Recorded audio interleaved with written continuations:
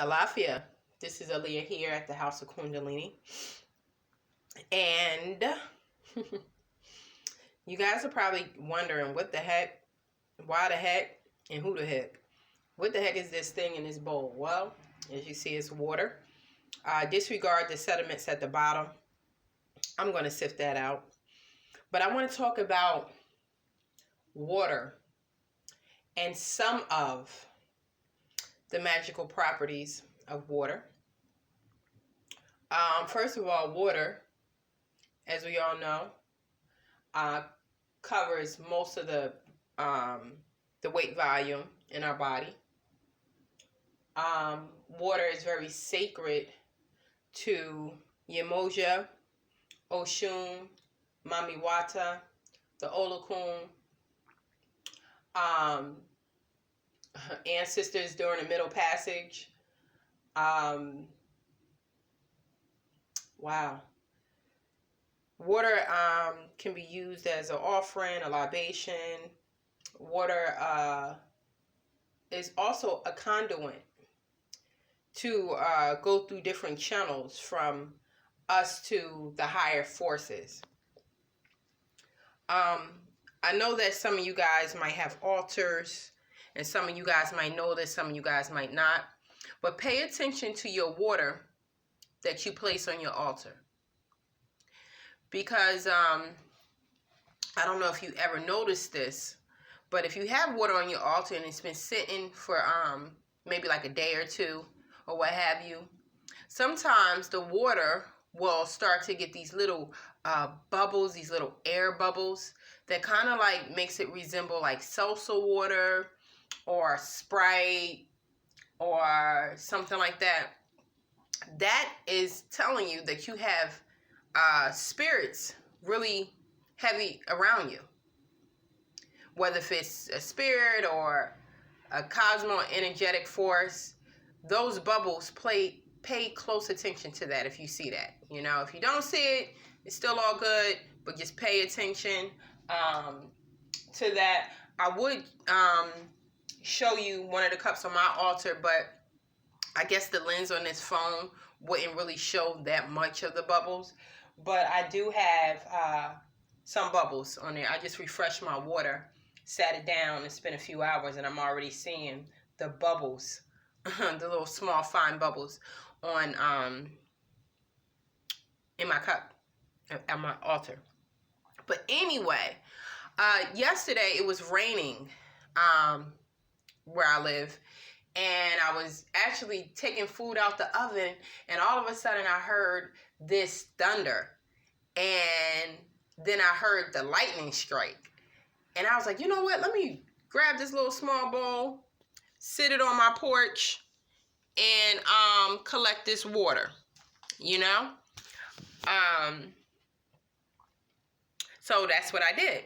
So it was raining for a few minutes, probably about like 15 minutes or so. And as it was raining, you know, the lightning was just hitting it. I was standing there, actually. I was just like so drawn to that rain. And as I was standing there, not actually in the rain after I put the bowl down, but just standing back behind my door, just sitting back and watching the rain and listening to it, you know, hearing what it had to say. And it just kept on lightning. And lightning had struck this particular bowl several times. I would say it probably struck it a minimum of 3 or 4 times, probably more than that. But as we talk about water, we have to be very specific of water. And this particular water is lightning water. And when we do spiritual work, right, water in itself is already powerful. But then when you enhance it with lightning, you are definitely boosting up the ashe of this water, okay? You are definitely boosting up the ashe of this water. Now, the water goes from, you know, just being regular rainwater to now being enhancement of energy. Now you're dealing with extra raw force of energy. And you can use this water for protection. You can use this water to add energy to your workings. It also is good to use for healing as well. It also is good to use for emotional issues. If you're trying to break free from an emotional relationship, whether if it's an emotional relationship that you might be in or were in romantically, or your emotions were attached to a project or something like that, because our emotions are not just connected to romance. It can be connected to several things, the passion that we have for something, or the commitment we put into something, and now we're walking away from it, or now we separated ourselves from it, but we're still somewhat attached. You can use that water, this water for this. You could also use this water, you could also use this water for war water. You can use it for revenge work, especially with the lightning. Now we're talking about lightning water in particular. You can use this water to enhance physical strength. Now this water is definitely dealing with more of a Mars energy once you add lightning to it, okay? And it's definitely good to use. In my case, what I'm going to do, I'm going to sift this water, and I'm going to add a few herbs into it or what have you.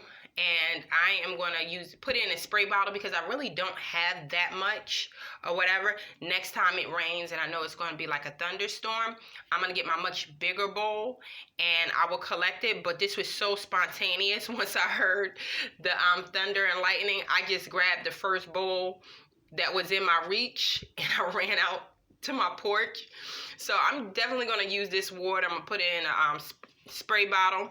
And another thing, because I said that this water has been struck by lightning, you can call on the deities of Shango, Oya, because they deal with that type of raw force of energy of lightning.